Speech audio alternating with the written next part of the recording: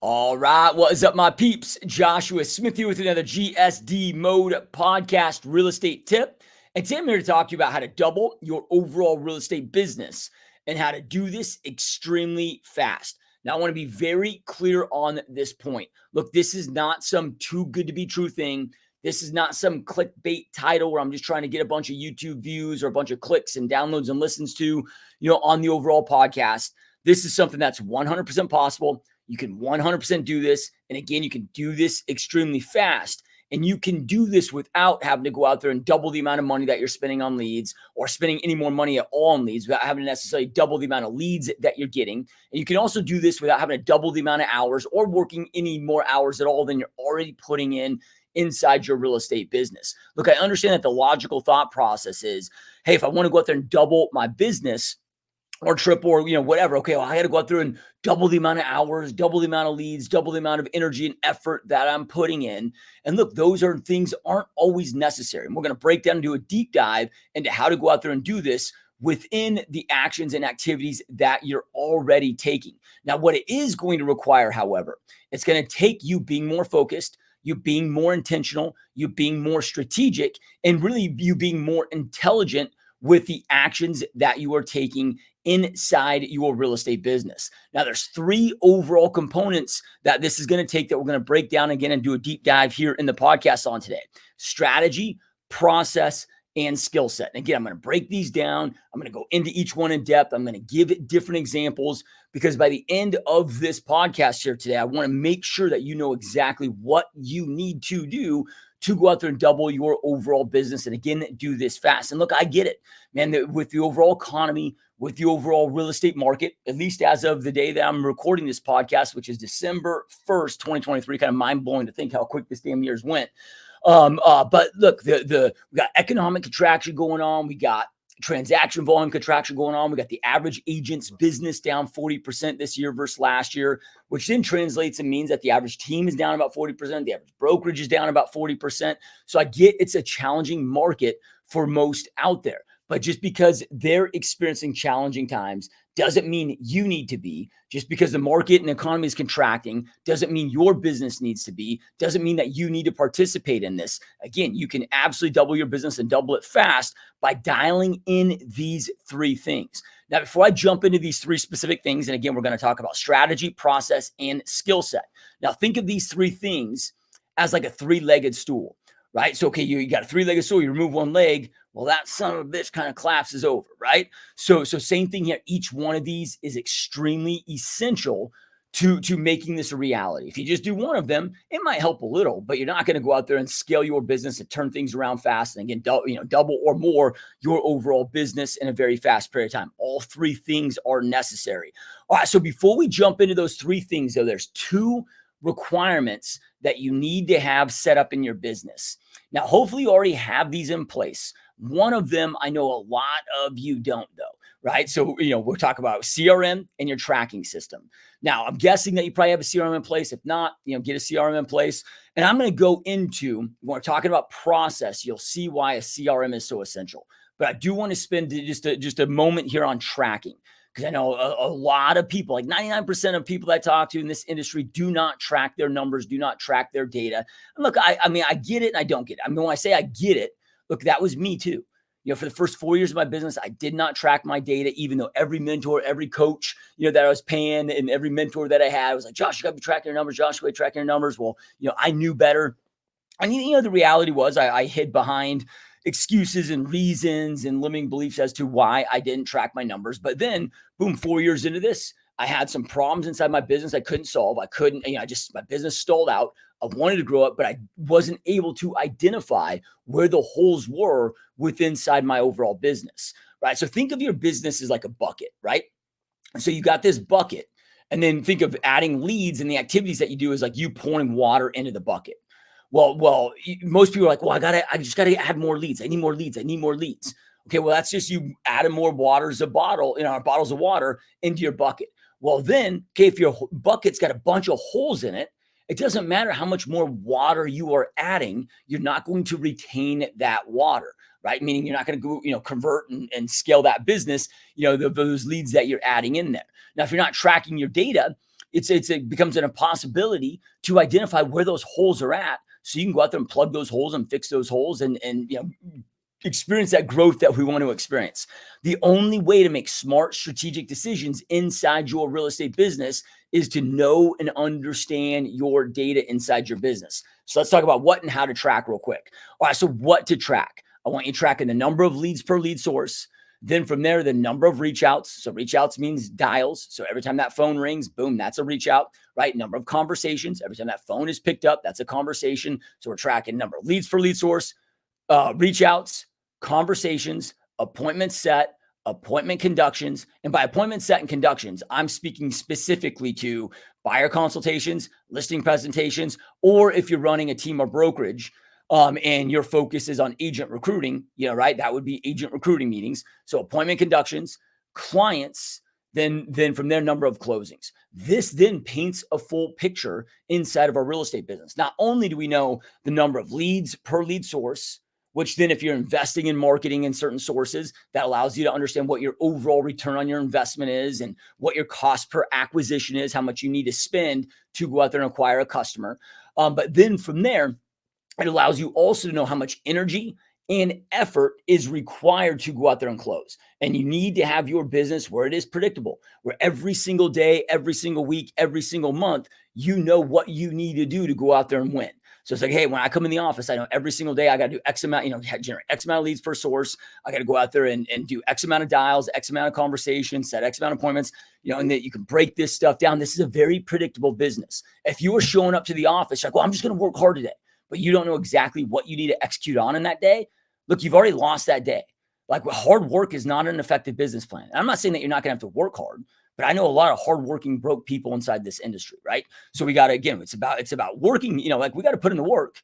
You may not necessarily need to put in more work, but you got to put in the work, but then from there, it's about applying our work in the right way, right? So it's about doing the work on the right things in the right ways that allows us to get those results. And if we're not tracking our data, we can't see what those tweaks are that we need to make inside of our business. And I'm going to go deeper into this, but that's as we get into the, strategy, process, and skill set, but that's what to track. Now, how to track. Look, you don't need any of these fancy tracking systems. I know that there's a bunch of those in our industry that, charge you an arm and a leg to go out there and invest in. And, they might have some pretty displays. And if you need that and you want to, invest your money in that, or I look at it as throw away your money in that because you need some pretty chart. Okay, cool. Go do that. Right. And nothing against that if that's what you want to do. For me, I do all mine for free and inside Google Drive. So you can go out there. If you don't have a Gmail account already, go out there and create a free Gmail account.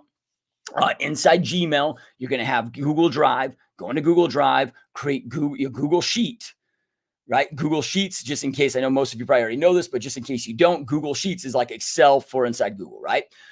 So then from there, build out your trackers in there. Well, Josh, dude, I don't know I don't know Excel. And that was a excuse I hid behind for so long. The reality was I just wasn't committed to my business. I look at tracking as being the initial commitment to your business. And I'm not trying to sound like a dick here by any means, but if you are not tracking the data inside your business, that shows me that you're not committed to your business. Like you're just delusional because you can't, you're delusional with your own thought process. Oh, yeah, I'm committed. I'm willing to do what it takes. If you're not tracking your data, that's like the baseline of knowing if somebody's committed to their success in their real estate business. Because again, if you're not tracking, it is an impossibility to know or be able to make smart strategic decisions inside your business, to know how you to allocate your time. So dude, I'm just telling you right now, like you have a commitment issue to your success. You're just tricking your mind thinking that you want to go out there and create success. Words are hollow. Actions show what we are truly committed to. But then from there, I was like, okay, well, I need to start. I had a wake-up call 4 years into the business, big problems that I couldn't solve. I needed to solve them. I wanted to solve them, but I couldn't because I didn't have the data. So that was the wake-up call that I needed. Sometimes we don't make the necessary changes until enough pain's been delivered in our life. At least that was me early on. But then from there, I was like, well, I don't know how to build out Excel sheets. I don't know this stuff. Okay, well, then I went on YouTube, spent, 90 minutes on a Sunday, figured out how to create the formulas I needed to create to go out there and build out trackers, and then boom, I had them done and quickly became, a tracking Google Sheet Excel sheet whiz, if you will. And you only need to know the shit you need to know to build out what you need to build out, right? So it's not like you got to be an expert on all things with this stuff. But anyway, look, within 90 minutes, you have learning. And then, within a half day, you could go out there and build all these trackers. It's very, and then this is tracking itself takes about 2 minutes each and every day. Why am I sharing all of this with you? Because I want to remove any limiting belief or any excuse or reason that is just at the end of the day, absolute utter bullshit that it's just a story you're hiding behind to not fully commit to your success in this business. All right. So the two things, you got your tracking system, you got your CRM system. We'll get into CRM when we talk about process. Now we got the three-legged stool. These are the three things that we're going to be focusing on to go out there and double your business and double your business fast: strategy, process, and skill set. Now, real quick, before I jump into these, look, you guys, if you want to ensure that you have an epic, amazing 2024 and you want to schedule a 100% zero pressure strategy call with me personally, go to GSD mode or www.gsdmode.com. At the top, there's going to be a banner where you can click on, you'll see it right on there. You can schedule 100% zero pressure strategy call with me personally. This is going to be with me personally. We're going to spend an hour in that call. We're going to talk about where your business is at, where your goals are, what you're currently doing, what your current obstacles are. And I will give you my professional opinion as one of the top realtors, team leaders, real estate companies, owners, and one of the top coaches in the industry. I'm going to give you my professional opinion on what you need to do inside your business to ensure that you make your 2024 goals a reality. So if you're stuck, if you are sick and tired of not hitting your goals, if you know that you're capable of more and you're frustrated with that, highly recommend that you schedule this call, gsdmode.com. So when you go down gsdmode.com, you'll see that top banner, or you can go to where it says coaching, and you'll see a link right there. And if you're on YouTube right now, you'll see this ticker bar here. You can also go to www.gsdmode.com/Zoom call. Now, full disclosure on that, we'll spend about, 50, 55 minutes talking about your business. And then from there, I'm going to let you know, a little bit about my coaching program that I have, my coaching program available. And look, if it's a fit for you, great. If not, that's okay too. Everything I do is zero pressure. I'm not going to beg you. I'm not going to hard sell you. I'm not going to, be like, oh, well, let's whip out your credit card and, get you locked in right now. It is not my style, man. Again, if it's for you, great. If not, that's okay too. We can still be friends. All right. So just wanted to throw that out there in case you are stuck and in case you need help. Because if you are, I can, just highly encourage this. And I don't care what level you're at, whether you're an individual agent, team leader, brokerage owner, I coach those at all levels.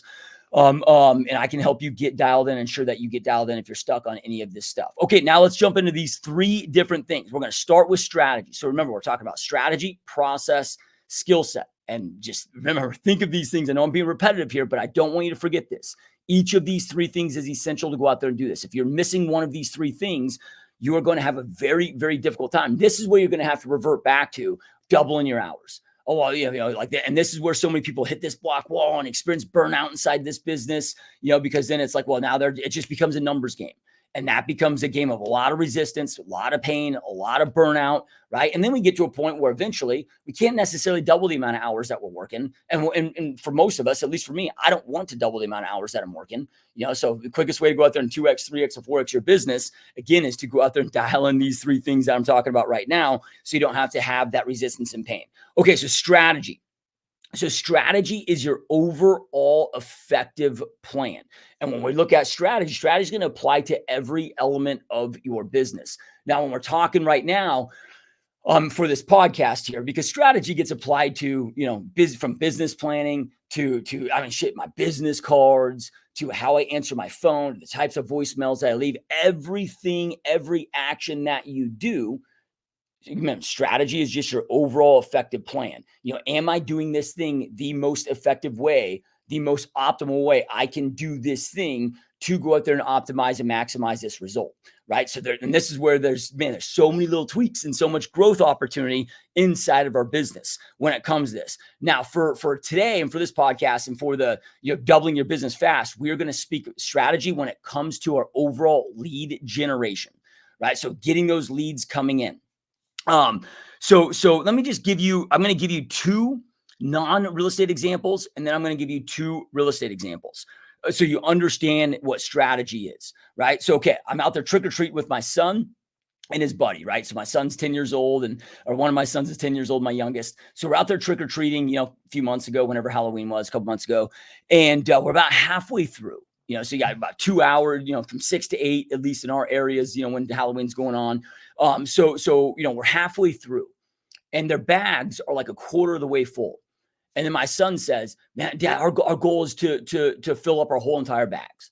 So I look at their bags. I'm like, "Dude, your bags are a quarter of the way through. We're halfway through Halloween, and your bag, like, if we keep doing the same strategy that we're doing, you're not going to get your bag full." I'm like, "You guys need to increase the doors that you are knocking per minute. Like, we have to go at least double, or triple the amount of doors per minute." Now, I didn't necessarily do the math and break this down. I was just kind of, walking through with them. But I'm like, we got to go faster, right? So we got to, like, whether we're running between each house or like figuring this out. Then all of a sudden we're like, okay, well, let's go, across the street to this other area where the houses are closer together. So then now we can, run door to door and then pick that speed up, right? You can hit more doors. Now we can hit, triple the amount of doors per minute than you are currently with the location that we are at.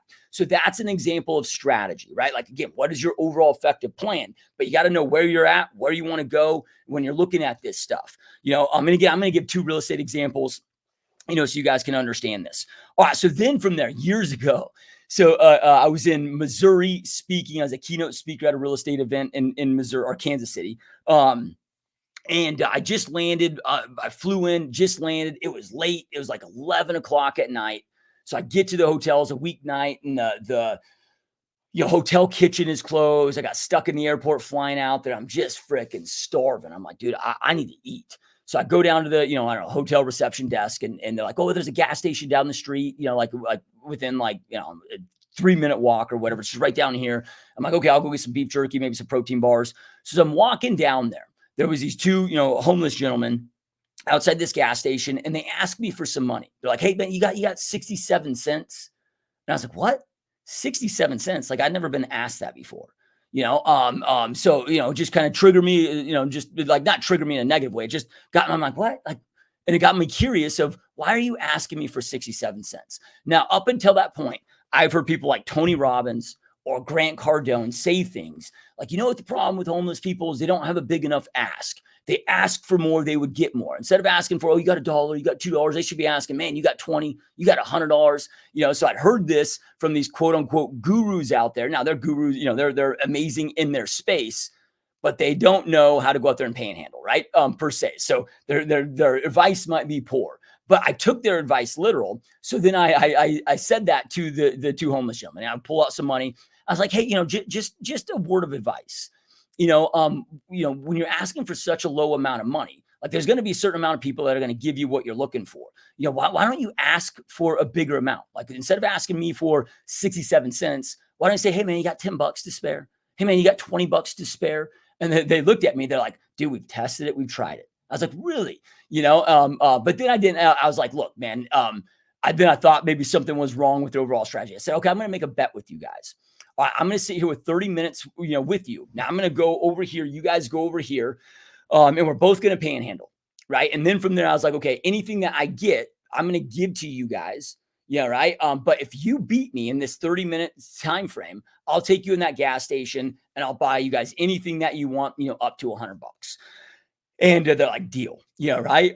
So we go do it. Well, they kicked my ass, right? Like, I literally thought, following Grant Cardone or Tony Robbins' advice, with a bigger ask, that I was going to kick their ass, right? But they murdered me. I didn't get crap. And maybe some of that was, I didn't necessarily look like I was, homeless or whatever. But anyway, they kicked my ass. So then, I was just again, created a lot of curiosity. So I started asking them. I'm like, "Man, like, how, how'd you guys come up with the 67 cent thing?" So then they start telling me that, okay, every single evening they go to the park where they kind of all sleep and whatever there. And they mastermind with, their group of these other, homeless people. And they rotate, different gas stations, different streets, because there's different ones that hit at different points in time. So they rotate, so they have like an up system, but then they start breaking down like, okay, they split tested all these different ways of how to go out there and ask for money, and have figured out the most effective way. You got 67 cents as a disruptor. Right? People think, oh, 67 cents, I can part with 67 cents. Maybe I can't part with 5 or 10, but then nobody has 67 cents on them. So it ends up being on a couple dollars, right? And then they don't feel like, oh, they're just asking for so much money. I mean, they broke it all down, to me. And then they invited me to go down to the park and be part of that mastermind strategy with them. Well, here it was, it's like, I don't know, almost 1 a.m. I got the speaking gig the next morning. Plus I'm like, man, am I getting myself in maybe a dangerous situation here? So at that point I was like, no, I kind of wish I would have went there and saw their mastermind, because they do that at like 1 a.m. or whatever every single morning, but that is an example of strategy. So the next morning I created a video of, how homeless people have more effective strategy than realtors, right? So examples of strategy, right? Split testing different things, like, okay, what are the actions that we're already doing? They're already on the corner anyway. They're already asking for money anyway. But how they're breaking down, well, how do we ask, and what result then comes from that? Now, this is why, again, tracking comes into place. We got to track this stuff. If you don't know your door per minute, like I said, with the Halloween candy, or if you don't know, what results you're getting, how much results you're getting by, doing this different strategy, you're not going to know what's working or not working if you're not documenting it, right? Now, let's talk about 2 Facebook examples. Okay, so then with Facebook ads, and I'm not saying you got to do Facebook ads, and I'm saying that you got to do these 2 strategies I'm talking about right now, but let's go through this, because I have conversations every single day of people that are telling me, well, I did this thing, it didn't work for me. Tried this thing, it didn't work for me. And insert whatever lead gen source that you want, but then from there it comes down to, okay, well, how did you deploy that thing? I know everything works, nothing doesn't. So how do you do that thing? So I'll give an example right now, like how my Facebook, now I've been doing Facebook ads, paid Facebook ads, as part of my real estate strategy for about 8 years now.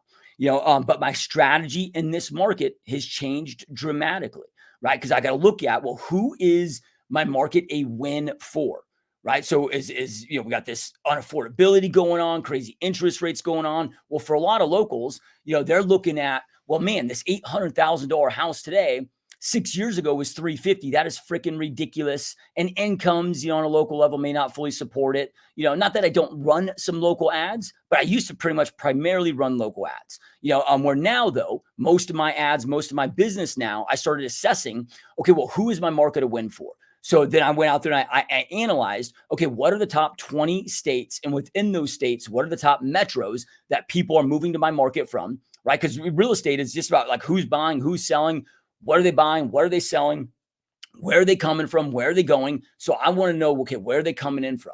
And then again, I'm looking at, okay, who is this a song for? Who is this, who's moving here that's ecstatic about it? And they're like, dude, this is a fucking win. Because again, as a local, like I've been in I'm selling real estate for 20 years, living here personally.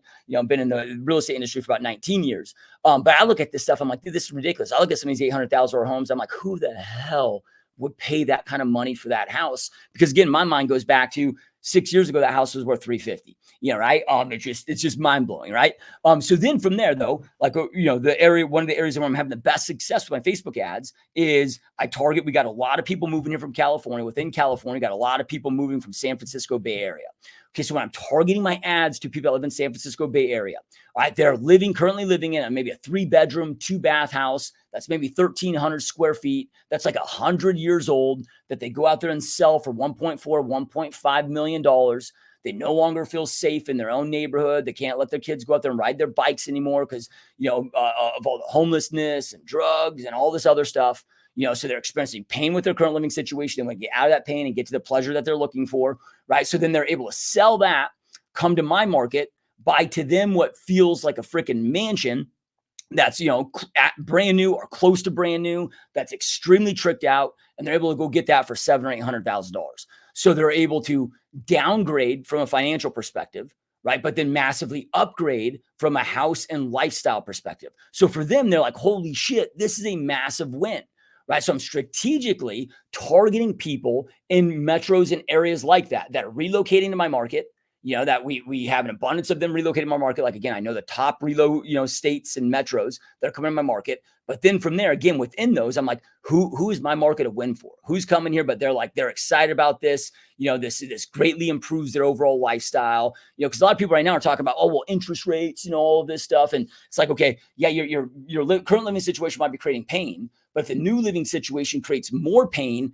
than the current living situation, okay, then they're not going to move. They're going to stay where they're at until that equation, flips and changes. So I'm looking for people of, okay, whose current living situation, the pain that they're experiencing outweighs the pain, of the move. Like, this is the pleasure that they want to get to. That's all sales is, pain and pleasure, right? What's the pain with the current living situation? What's the pleasure they want to get to? We need to then articulate, we're the best guide to get them from that pain, to get them to that pleasure, right? So that is an example of, how I've had to shift my Facebook strategy, with this overall market. Okay, so then now let's talk about open houses. Okay, now same thing there. I'm looking and assessing, okay, what's moving in my market? Who's buying? Who's selling? Where are they buying? Who are they selling? Now, I've done open houses for the most part, or I haven't done open house personally in a lot of years, but I have agents on my team that do open houses.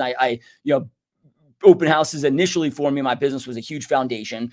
And it's still something I advocate, especially my new agents, to go out there and do on my team.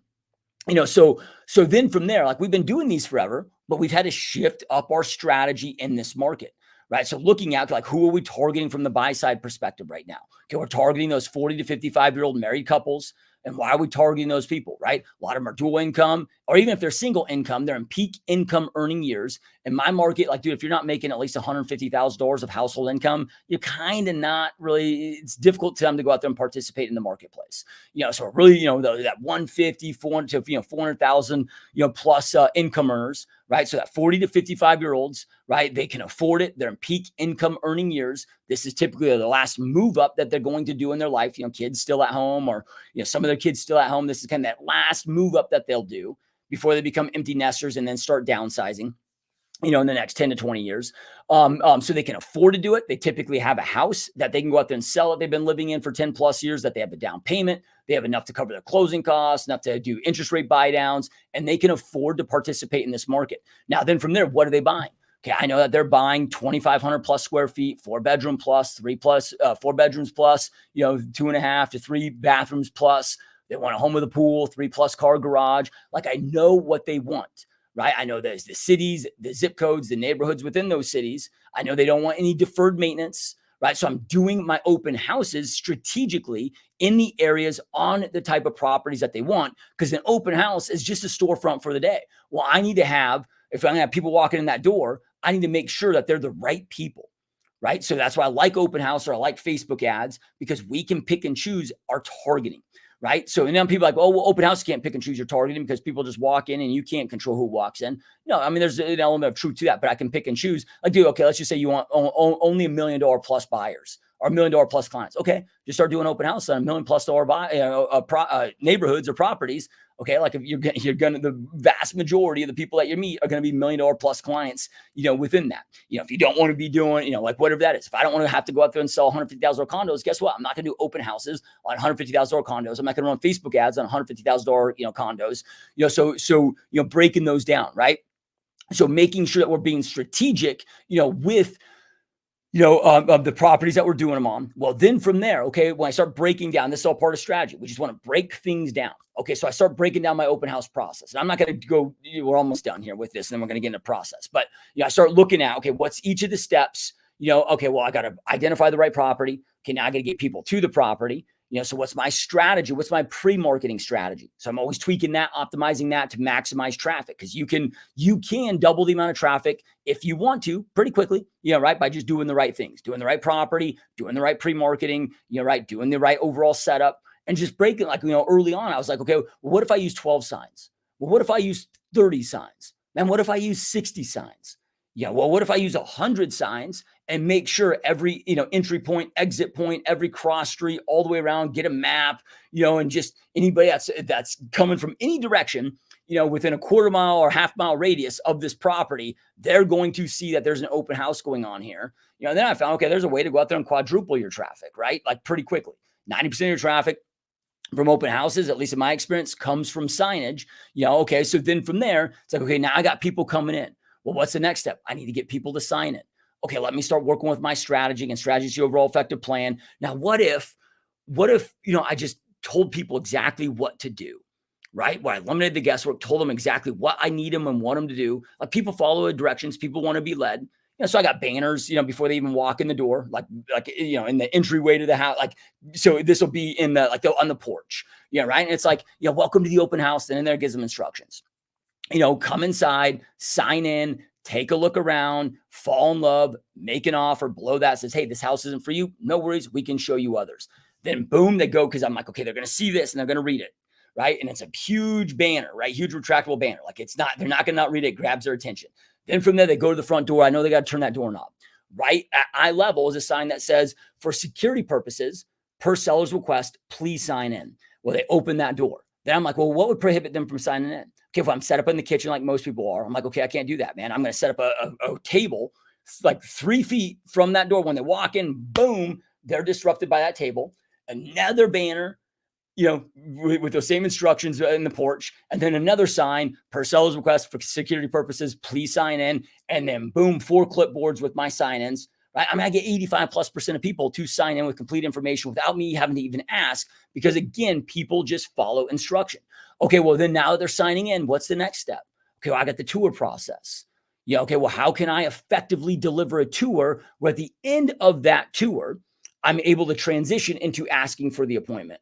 Yeah, right. So that is all examples of, okay, when we chunk this stuff down, these are things that you're already doing, but you can go out there and quickly 2x, 3x, or 4x your results. I know I'm talking about doubling your business and doubling it fast, because this is something all of you could do, but there's going to be, if you want to take this to the extreme like I do, okay, you can probably triple or quadruple your business fast, right? By breaking all of this stuff down. Well, Josh, it sounds like a lot of work. Okay. I get that. It's mental work. Like, we got to think things through, like we're thinking about and assessing it as we're doing it. We're tracking it. So this might add an extra, 5 minutes to your day and reflection and tracking. You got to go out there and do this, but it's a hell of a lot less work than just having to go out there and take more action. It's a hell of a lot less work than continuing the actions that you are taking and having your business stall out, right? And it's a lot less mental work. Thinking, oh, that's so much to think about. The most mentally draining thing is losing in your business and struggling. Right. Like, that is you start winning, getting results, improving those results. Like, you have so much more mental energy, and so forth from there. Okay. So that's overall strategy. You got to make sure that your strategy is your effective plan. You got to dial that in. Now let's talk about process. So the process, and when I talk about process, we're specifically going to speak to, okay, now I've got these leads.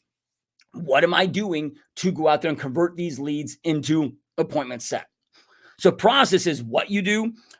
So your what, how, where, when, right? So okay, let's talk about, I'll break down the 2 examples that I already gave. And this is where you need to have a CRM. Otherwise, you're not going to keep all this stuff together. It's going to take you insane amounts of time, and you're just going to have low conversions. If you do not have a CRM, you're going to get shit conversions 100%, because you're just relying on the lowest hanging fruit. In a market like this that's challenging, with transaction volume, whatever, like, if you're relying on the lowest hanging fruit, you are going to be delivered massive amounts of pain in this market, which is what most people are doing, right? Okay, so again, we need our CRM. Now this is, okay, what am I sending them? How am I sending it? Where am I sending it? When am I sending it? So, okay, I get a Facebook lead. Okay, my process is immediately that lead goes into my CRM.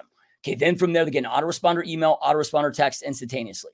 Then from there, they automatically get set up on my 1,000-day long email text drip campaign. So this stuff's all happening automatically. I'm not having to do any of this. Yeah, right. So for the next 1,000 days, they're going to get email and text strips. Right. Of me following up that I personally have written. So they're effective and they work. Right. Then my CRM is going to automatically tag me and task me and tell me when I got to start doing my calls.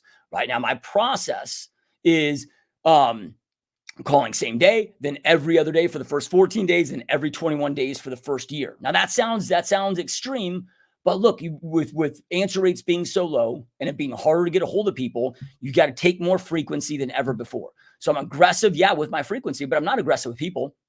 And I operate by the no pressure policy, right? It's the surest way to piss people off, which we'll talk about this in skill set, is to go out there and be high pressure and pushy and kind of that old school sales, like old school sales tactics, right? Like, that will crush your conversions. You want to sell to people in the way that they want to be sold. I call it selling without selling, right? So yeah, I'm going to sell. I'm going to lead the process, and I want to optimize conversions, and that requires selling to people in a way that they don't feel like they're being sold, even though, yeah, you're going out there and selling. Okay, so then from there, and that those calls only exist until I get them on the phone, we have a conversation, and I've established their timeline and what their overall goals are. Because that initial conversation, I don't care what the lead source is, to establish their timeline and what their goals are. Okay, so then from there, task me to do my calls, also task me to go in and create a property alert search.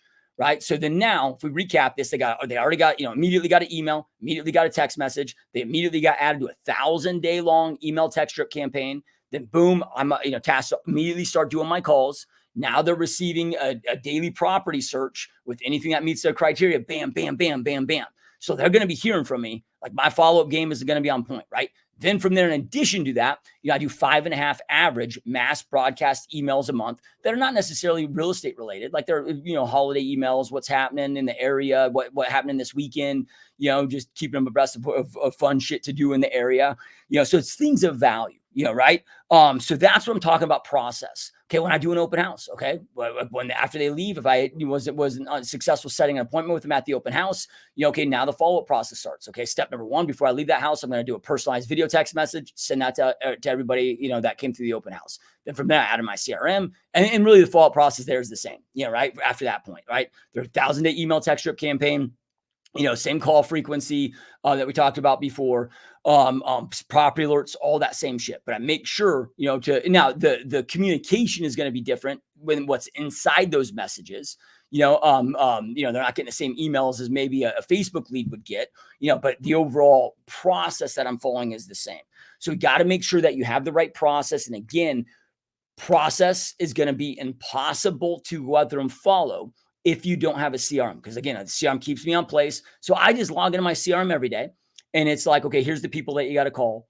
Like, I don't have to think about it. Like, my CRM is my assistant. Or I'm sorry, my CRM is my assistant. If you look at it that way, it's my technology assistant that's going to go out there and do the thing. I can delegate, the automation to it, like the emails and text messages and property alerts. But then the things that I can't delegate to my assistant, I want my assistant to remind me to do those things so I don't forget. So that's what I'm going to call. So I don't have to think about my CRM every day. It tells me who I got to call, why I got to call them, and I don't have to think. It's just do these things. We call it clearing the plate on my team. If you clear out the daily plate, your task plate, like, you're going to go out there and win, right?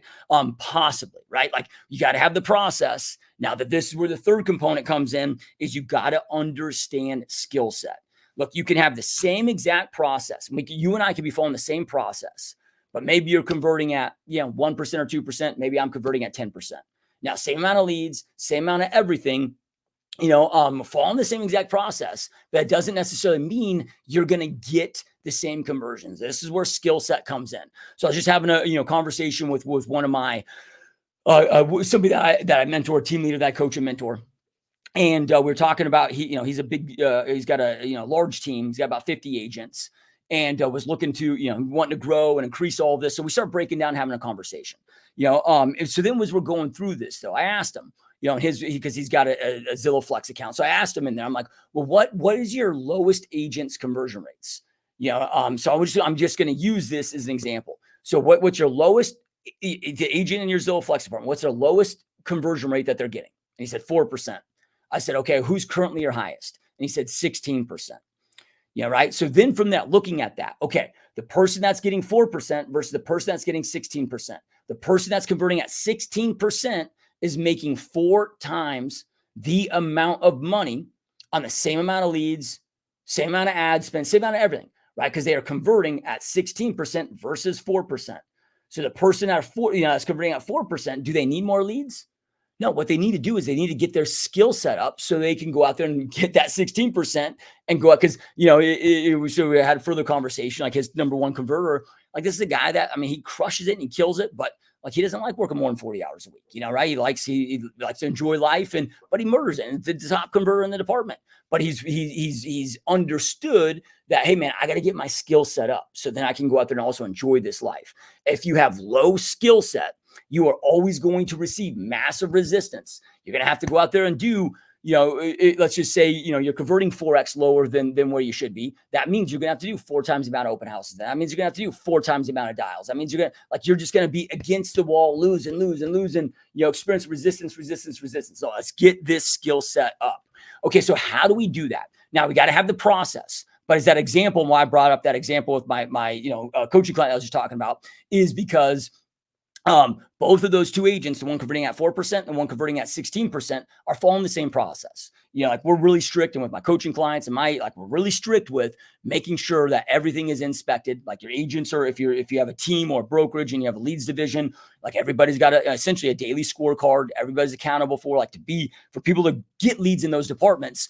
They've got to follow the exact process. And if they're not, you kick them out of that department or put them on a trial period, because otherwise you are going to lose a shit ton of money. This is why most team leaders, top line revenue might look good, but they're broke as a joke, because they end up just losing so much money on wasted ad spend and, with that. So then from there though, okay, when it comes to skill set itself, here's some just top tips from you. We already talked about this a little bit earlier, but I want to bring it up again because it's so fucking important. Like if you nail this, you are going to go out there and just be victorious. Like this is the key to sales. Understand, it's all about pain and pleasure, right? So they're experiencing a pain with their current living situation. They want to get out of that pain and get to that pleasure. This also then dictates our conversations, right? Like I want to identify, okay, well, if you were to make a move in the future, what is it? Like, what's most important to you? When it comes to that move, like what's most important to you as far as, features of the property. And the way that I always break it down is that, okay, you got two components, right? You got the house itself. So the home that you're living in, and we got to understand what's most important to you there. But then outside of that house, what's most important to you, with your life outside of that house. So I always begin with the life outside of the house. So I'll break that down. Okay, well, if you were to move in the future, what are the things that are most important to you? And look, we got kind of two things here. You got the house itself, but then you got the area that you live in. Like you got this life outside of the house. So let's maybe just start there. What are some of the most important things to you when it comes to the area that you are living in?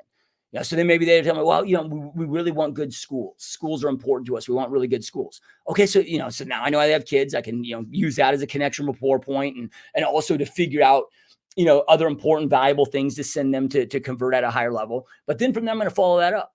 Okay, well, people define that differently, like what good schools mean. How do you define that? Because I don't know if they mean it academically or athletically or, who knows how they define that. I want to know, what do they mean by good schools? Maybe they're talking about crime. Maybe they're talking about, it's probably a combination of all those things, but I'm going to ask because I want to know what's most important to them. And then I could get down and start finding out their hobbies or they want to be an X amount of distance from commuting from work, right? Then we transition. So that's going to get me to identify the pleasure that they're wanting to get to. But asking follow-up questions allows you to get to that root core pleasure that they want to get to, and also the root pain that they're experiencing. You got to find the root cause, right? And then as far as the pain, it's, okay, well, what is it about your current living situation, that really isn't ideal, that, when you make a move, or if and when you make a move in the future, that you want to make sure that, these things, don't exist. Like, what is about your current living situation that isn't ideal? And then I just shut up and just taking notes. Yeah. Right. So I want to find, but again, they'll start off with giving you shallow, I call it Band-Aids and bullet holes. They're going to start off giving you shallow things. Like, let's just say I'm talking to somebody and they're like, well, man, I want, this type of a kitchen, these types of floors, these type of countertops, these types of cabinets, right? Those are the Band-Aids. Not saying those things are important to them, but those are the Band-Aids. What I'm looking for is a bullet hole, and you can only find the bullet hole, the true root core pain or root core pleasure, right? By asking follow-up questions. So then they're like, well, I want to be, in this location. Okay. Well, why is being in that location important to you? Well, man, right now I'm having to drive, an hour to work every morning, an hour home every evening. That's 2 hours out of my life that's wasted each and every single day, that I can't see my wife. I can't see my kids. And I'm just fucking sick and tired and fed up with it and just wasting 2 hours of my life every single day. I can't stand it anymore. Boom. I found the bullet hole. So then maybe I call them up. I'm like, dude, I got the property for you. Now, remember when you said, you wanted these floors, this upgraded kitchen, this house has none of those, dude. Like, it's going to be a total remodel. This house is like 30 years outdated. But the things that can't be changed, bedroom count, lot size, garage side, things that can't be changed. Like, dude, it hits every mark that you need. It checks every box. Now, here's the best part. I just went on Google Maps. I went from the driveway to the parking garage of your office during your commute times, 8 minutes. This is going to save you 52 minutes every single morning, 52 minutes every single evening to buy back with your family. So you're not wasting those 2 hours out of your life every single day. Now, this home just hit the marketplace or just hit the market. It's going to go quick. My guess is it's going to go quick. So let's do this. I know you get out of work tonight at 5. Let's meet in the driveway at 5:08 so we can test this thing.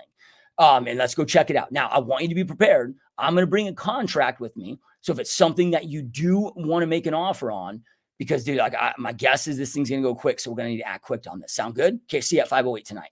Right? So, but like most people would have missed out on solving that client's problems. This isn't about you getting more commission checks or me getting more commission checks. This is about truly serving and supporting our clients at the highest possible level. Right? Well, if I just was focused on the shallow shit, right. At the end of the day, nobody really gives I don't want to say nobody cares about countertops or but that shit isn't really impacting their life. Nobody's going to, on their deathbed, be like, oh shit, man, I wished I would have had quartz countertops versus granite countertops. Oh man, I wished I would have had a more modern kitchen, right? Like nobody's going to have that in their deathbed. But he might say, hey man, I wish I would have spent more time with my kids when they were young, growing up. Yeah, right. Like, okay, like if I don't know those root core problems, I can't serve and support my clients at the highest possible. So this is your duty. This is not just about converting more deals. It's going to allow you to convert a shit ton more deals because when you understand that pain and pleasure also allows you to create urgency. Yeah, right. Getting them to take action. But you're going to impact more lives. You're going to impact more clients. You're going to serve support them at a higher possible level. Okay, so pain and pleasure, understanding that, then understand what the consumer wants. Right? The golden rule is treat others how they want to be treated. You want to get damn good at sales. You follow the platinum rule, which is treat others how they want to be treated. Look, you might want to be treated a certain way, and other people might think that's dog shit, right? Like it's not treating people how you want to be treated is good. Treating people how they want to be treated is best, right? So then from there, what do we know that the consumer wants today? They want the information that they want and need to make their best informed decision, and they want to do that in a safe, non-pushy, non-pressure, non-salesy environment. So we got to get them, and this is what I said, selling without selling. You got to know how to do this. You got to know pre-framing, reframing. You got to know how to, lower that sales resistance. Otherwise, they're going to go into fight or flight mode. They're going to go into what I call passive list, not what I call it. This is an actual term that I didn't make up, but it's called passive listening mode. Like, you ever been in a situation where somebody's trying to sell you some shit and you're not actually listening to what they're actually saying? You're just actually thinking, well, how am I going to counteract what they're saying? What's my rebuttal going to be? What am I going to say? To get out of this situation, right? Like that's passive listening. So what we need to turn that off, and we need to turn them to active listening. So they're fully paying attention to what we say, right? So with the right pre-frames, like, okay, you can lower that guard, get them out of fight or flight mode, lower that guard where you're just collaborating together. You don't want to be against, you want to be together. Yeah, right. So just little things like, okay, if I'm calling a FSBO and I want to go to them with maybe I've got a pitch, my offer, my proposition. Now you and I can deliver the same proposition, but if you have the right pre-frame opener, you'll go out there and double your conversion rates immediately with the same exact, like if our proposition or offer is the exact same by just adding a pre-frame like this. Once I identify I'm talking to the right person, hey, I got a proposition that I want to run by. And look, it might be something that works for you, and it may not. And hey, if it doesn't, no problem at all. Just let me know. And again, no worries at all. But I want to run it by you just in case it is something that works for you. Right? What have I done there? That sounds so simple. Like, and if you don't break it down and you don't understand why it works so well, and you can apply this to essentially any situation, I've already given them permission to say no. Hey, if it doesn't work for you, no problem at all. Just let me know, and no worries at all. But I want to run it by you just in case it's something that works for you. So then from there, okay, now they're not backed into that corner. Right? You've given that permission, whether it's consciously or subconsciously on their behalf. Like, they now are going to go out there and actively listen to the offer that you have to say. The reason why that will double your conversions very fast with just something like that is because you're not getting the vast majority of people to listen to your pitch. You're only getting the layups at that moment. All right, so know what the consumer wants and give them what they want. Okay, so then with overall skill set, like, okay, what is the goal? Because things go off script really fast. So I want you to know what the goal is for the initial call and what the goal is for every follow-up call after that point. It doesn't matter what the lead source is, right? The overarching goal of that initial call is to go out there and establish their goals and establish their timeline. So let's just say it's a Facebook lead. Now, what does every Facebook lead say? And part of knowing what the consumer wants and selling without selling is what's called mirroring. Yeah, right. So you got to you got to know what. Well, you guys have probably done a bunch of online leads, whether free or paid. What do they all say? I'm just browsing. I'm just browsing. I'm just browsing. Right. So I know they're going to say that. Right. So I'm going to use this as my pre-frame. Right. So I can get them to active listen. So hey, I know that you're just browsing. Probably not looking to make a move now or anytime at all in the near future. So just hypothetically speaking. And the reason why I'm asking is, this just helps me with overall business planning purposes. But just hypothetically speaking, if you were to make a move in the future, what's your best guesstimate of when that might be? Within 6 months, 12 months, 2 years, 3 years. Again, just hypothetically speaking, like what's your best guess? And I pause. Everybody tells me. Yeah, right. And let's just kind of chunk that down, right? So I said, hey, I know you're just browsing. I know that you're not looking to move now or anytime at all in the near future. So it's coming across, hey, I'm not trying to sell you anything. I already know that you're not looking to buy shit. Right. I mean, that's not what I'm saying to them, but you're just speaking to, us here, on this podcast. Of course, I'm going to always operate as a professional with buyer seller clients. But with that, I've lowered that sales resistance to actively listen. The other thing that's really important to understand, when you give a reason as to why you're asking for this thing, you increase. Now, depending on if the reason is valid or not, you can, increase from 50% up to 98% the amount of people that will say yes to that thing, right? Whatever it is that you're working. So when you're asking for something, a good skill set to understand and know is always deliver the reason that you are asking and make it quick. Hey, the reason I'm asking is just helps me, with overall business planning. Now that is not a really truly a valid reason. Right. But it was, I don't like to lie. So it's the best one that, I've been able to come up with, but I get everybody to say yes to that. Right. But to them, they don't necessarily know, like business, what I'm trying to come up with, the reason why I'm asking is, I'm trying to come up with my overall best business plan of how to follow up with you to get you to become a client for when you're ready to buy. Like, I'm not going to say that, right. But it's, the overall reason, the reason I ask is, it just helps me with business planning purposes. So with that being said, just hypothetically speaking, what's your best guesstimate when you would buy? So once they tell me that, but whatever that number is, cut it in half, that becomes your timeline, right? So then from there, I already talked to you about my no time frame established, task or call task, right? Which is, day one, every other day, 14 days, every 21 days for the first year. Then now, I have, okay, if they're less than 6 months. So now if they tell me, let's just say they say, 1 to 2 years. Okay, I cut that in half. That to me would be in 6 to 12 months. Okay, so then I would just click a button, add them to now my timeline established call tasking campaign in my CRM. Just click a button, boom, right? 6 to 12 months. And now it's going to task. So now I'm following up with them, have a frequency, whether they're 6 months less, 6 to 12 months, or 12 plus months out. Now, the goal of every follow-up call, once I've had a conversation with them, I've established what their goals are, I've established what their timeline is. Every follow-up call, the overall goals is to establish rapport. The reason why I don't say rapport on the initial call, because on the initial call, people don't give a shit about rapport. You can go out there like, oh, how you doing? How's the weather? How's look, dude, they don't know you yet. They don't care yet. They know that you don't care, so I'm not so focused on rapport. Now once I establish goals and their timeline, and if the conversation is flowing really good, okay, yeah, now we're going to get rapport. Once I've established timeline and their goal, from there forth, rapport becomes big. So every follow-up call, goal, and each of these is important, but it's, I I'm focused on rapport and connection, right? Being interested in them, getting to know them, developing, that likability, if you will. Then from there, it's to reestablish and I should say reinforce their goals and timeline. Okay, hey, last time we talked, you mentioned you were about 1 to 2 years out from possibly wanting to make a move.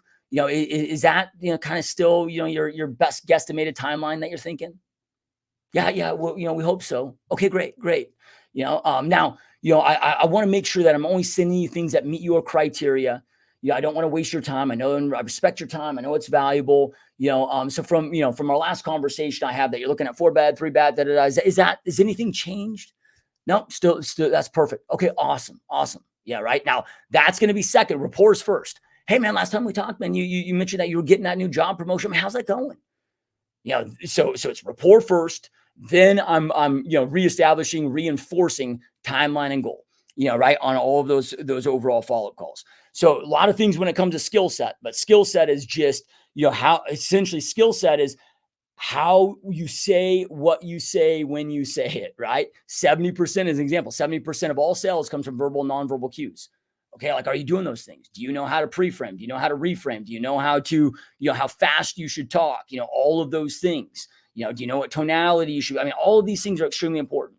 Right now, here's the blessing of this industry, you guys, is 95% of our industry is filled with a bunch of amateurs that have no skill set, will never level up their skill set. Then they might have survived and maybe even done pretty well 2012 through middle of 2022, because that was a time that we'll probably never see again. That was an economic period that was just the longest bull market in United States recorded history. All right, so just think of it that way. Like, we've never seen an economic period like that 10-year span of time. Like, fucking inflation was low. People were just making a lot of money. It was a great time to buy, sell, anything and everything, including real estate. So you kind of work, kind of show up, kind of be consistent, and go out there and make multiple six figures during that time. That shit is done, gone, and sailed, and the probability is extremely high that we'll never see that again for the rest of our careers.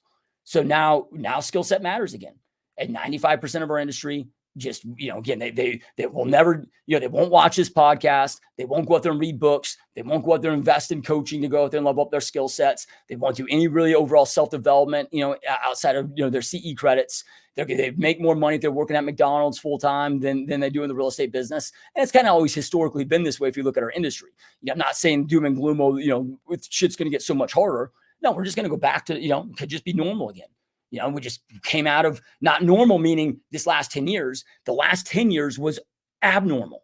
Right now, we're really back to just, normal, like markets go up, markets go down. Yeah,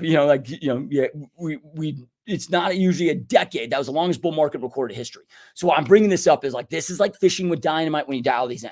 So we got strategy, process, skill set. Dial these things in. And again, go out there, double, triple your business really fucking fast. Well, Josh, this is a lot of work. Again, it's going to be a hell of a lot more work experiencing the resistance you're experiencing and just having to go out there and take more actions and getting more resistance. So you just got to pick and choose. Okay, what kind of work do I want? For me, I'd rather spend the, hour a day. And then what I do, just in case this is helpful, what I personally do, I get 3 hours of self-development in a day. Well, I don't have 3 hours of self-development. Josh, you said that you was going to have to work more hours. I don't work more hours. I don't, right? Like, okay, when I get up in the morning and I'm eating my pre-workout meal, I'm streaming self-development. I'm always, I spend about $200,000 a year on, my own coaches and consultants. And so, I'm always taking courses. Okay, that first hour that I'm awake as I'm doing my pre-workout meal, I'm learning, right? So it's just streaming, got my earbuds in, got my laptop up. I'm learning from that. Okay. Then after that, I work out for about 90 minutes. What am I doing working out? I'm not going to listen to music. I'm streaming self-development. Okay. Then after that, I eat, I get ready, get showered. Okay. That's another hour of self-development.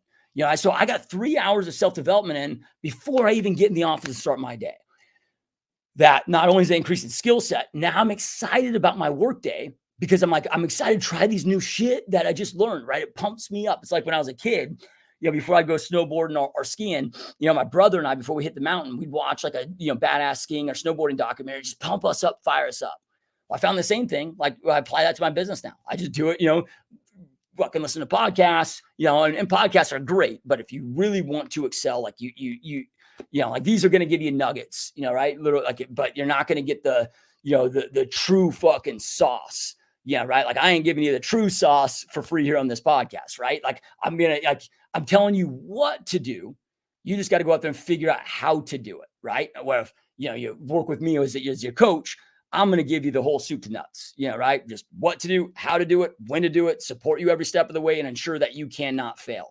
All right. So as we're ending this here, again, if you are struggling with any of this stuff, if your business is down, if you do not know exactly what you need to do in your business to make your 2024 goals to make your 2024 goals a reality, or your long-term goals a reality, like if you are lost there, again, I highly recommend you guys that you schedule 100% zero pressure call with me personally. Everything I do is zero pressure.